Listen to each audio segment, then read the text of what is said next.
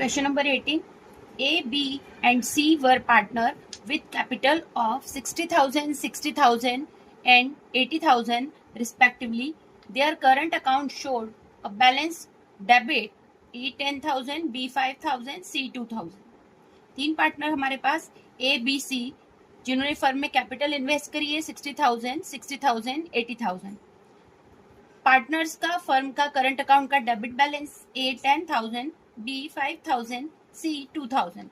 According to partnership deed, the partner were entitled to interest on capital at the rate of 5% per annum. Partnership deed के according firm के अंदर partners को 5% की दर से पूंजी पर ब्याज दिया जाएगा. C was working partner and was entitled to a salary of ₹6,000 per annum. सी हमारे फर्म का पार्टनर है जिन्हें पूरे ईयर की सैलरी 6,000 दी जाएगी. The profit were to be distributed as under. Profit को कुछ इस तरह बांटा जाएगा. First 20,000 in the ratio of capital. जो जितना भी प्रॉफिट होगा उसका फर्स्ट 20,000 को हम कैपिटल रेशियो में डिस्ट्रीब्यूट करेंगे. कैपिटल हमारे पास है 60,000, 60,000, 80,000 जिसको हम रेशो में यदि करते हैं तो आएगा ratio 3:3:4. Next 30,000 in the ratio of 5:3:2. Second जो 30,000 का अमाउंट रहेगा उसको हम 5:3:2 में डिस्ट्रीब्यूट करेंगे. Remaining profit to be shared equally. जितना भी प्रॉफिट बाद में बचेगा उसे तीनों पार्टनर में इक्वली बांटा जाएगा.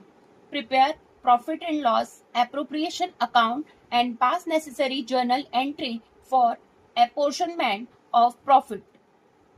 The firm made a profit 1,56,000 before changing any of the above item. Firm का हमको प्रॉफिट दे रखा है 1,56,000. हमें P&L एप्रोप्रिएशन अकाउंट बनाने के साथ साथ एक जर्नल एंट्री भी प्रॉफिट का जो डिस्ट्रीब्यूशन होगा उसके लिए शो करनी होगी.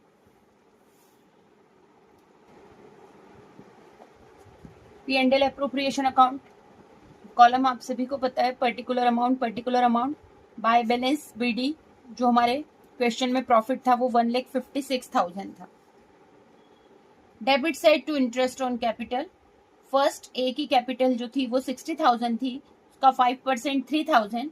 B की कैपिटल 60,000 का 5% 3,000 और C की कैपिटल 80,000 का 5% 4,000. तीनों का टोटल करके बाहर लिखा आपने 10,000. सैलरी दे रहे हैं C को पूरे ईयर की 6,000. क्रेडिट साइड हमारे पास 1,56,000 है, उसमें से डेबिट का हम 16,000 माइनस कर रहे हैं तो जो नेट प्रॉफिट आया है वो आया है 1,40,000 और इस नेट प्रॉफिट को हम ट्रांसफर करेंगे पार्टनर्स करंट अकाउंट में.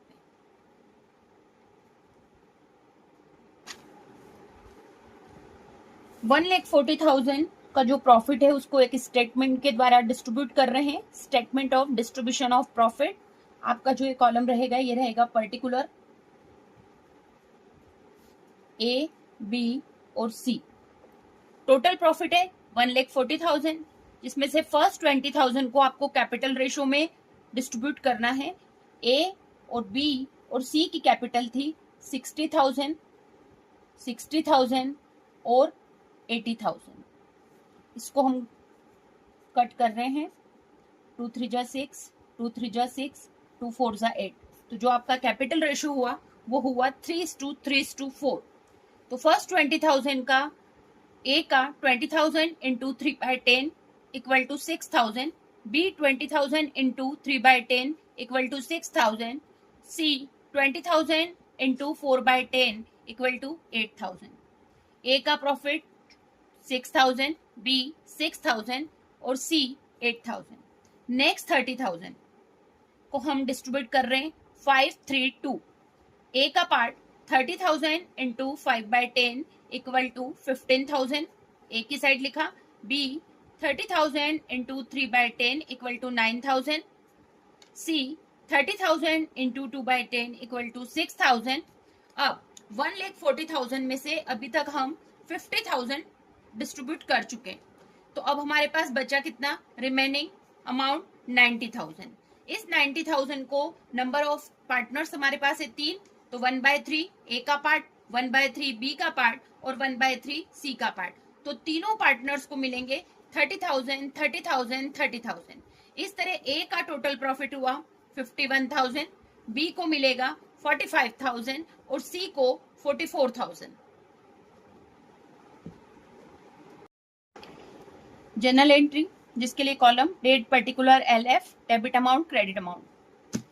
जो हमारे पास 1,40,000 का प्रॉफिट था P&L account, P&L appropriation account का, उसमें हमने एंट्री करी P&L appropriation account debit. Partners, तीनों पार्टनर्स के अकाउंट पे क्रेडिट हो रहा है, लेकिन यहाँ पर करंट अकाउंट का बैलेंस दे रखा था क्वेश्चन में, इसलिए हम लिखेंगे to A's current account, to B's current account, to C's current account. A का प्रॉफिट 51,000, बी का 45,000 और सी का 44,000, being profit transfer to partners current account. जो नेट प्रॉफिट रहता है P&L अप्रोप्रिएशन अकाउंट का, वो हम पार्टनर्स कैपिटल अकाउंट में ट्रांसफर करते हैं, लेकिन यदि करंट अकाउंट का बैलेंस दे रखा है, इट मींस कैपिटल फिक्स है, तब हम करंट अकाउंट में ट्रांसफर करेंगे।